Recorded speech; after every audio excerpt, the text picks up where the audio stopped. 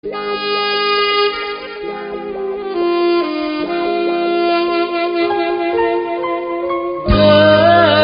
ดทูลพระคุณ